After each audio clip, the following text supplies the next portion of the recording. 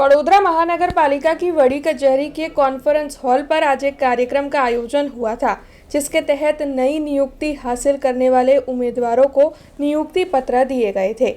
दरअसल पालिका की बड़ी कचहरी के कॉन्फ्रेंस हॉल में ये जो कार्यक्रम आयोजित हुआ था, उस दौरान मेयर पिंकीबेन सोनी, डिप्टी मेयर चिराग बारोट, स्थायी समिति के चेयरमैन डॉक्टर शीतल मिस्त्री, शासक पक्ष के नेता मनोज भाई पटेल, दंडक शैलेश भाई पाटिल और साथ ही म्यूनिसिपल कमिश्नर दिलीप राणा मौजूद रहे थे।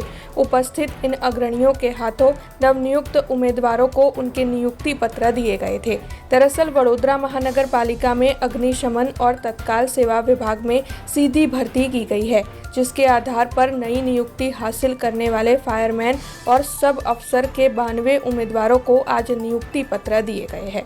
आज रोज माननीय मेयर श्री, माननीय चेरमेन श्री, पक्षना नेता અને દંડક શ્રી અને બધાની હાજરીમાં ફાયરના 92 લોકોને 2 કેડરમાં ભરતીના જે નિમણૂક પત્ર છે એનાયત કરવામાં આવ્યા છે, જેમાં 83 ફાયરમેન છે અને 9 સબ સ્ટેશન ઓફિસર્સ છે।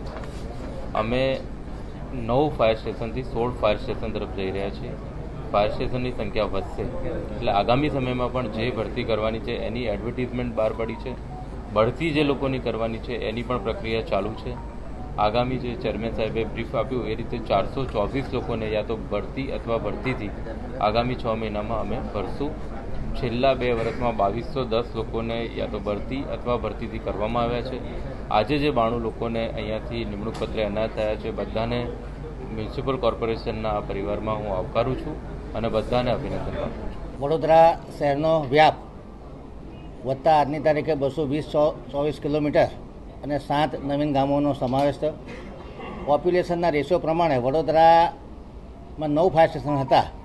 પોપ્યુલેશન વધતા જે રાજ્ય સરકારની ગાઈડલાઇન મુજબ આ ફાયર સ્ટેશનની સંખ્યા 16 કરવામાં આવી છે।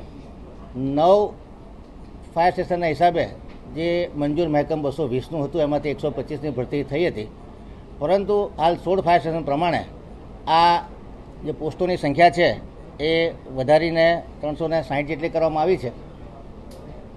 આજે 83 જેટલા ફાયરમેન અને 9 જેટલા સબ ઓફિસરની ભરતી કરવામાં આવી છે અને ફાયર સ્ટેશનનું જે મહેકમ છે કે જેમાં કેટેગરી પ્રમાણે પહેલી સંખ્યા ફાયરમેનની હોય, ત્યાર પછી સબ ઓફિસર હોય, ત્યાર પછી સ્ટેશન ઓફિસર હોય, ત્યાર પછી ડિવિઝનલ ઓફિસર હોય, ત્યાર પછી ડેપ્યુટી ચીફ ફાયર ઓફિસર અને ફાયર ઓફિસર।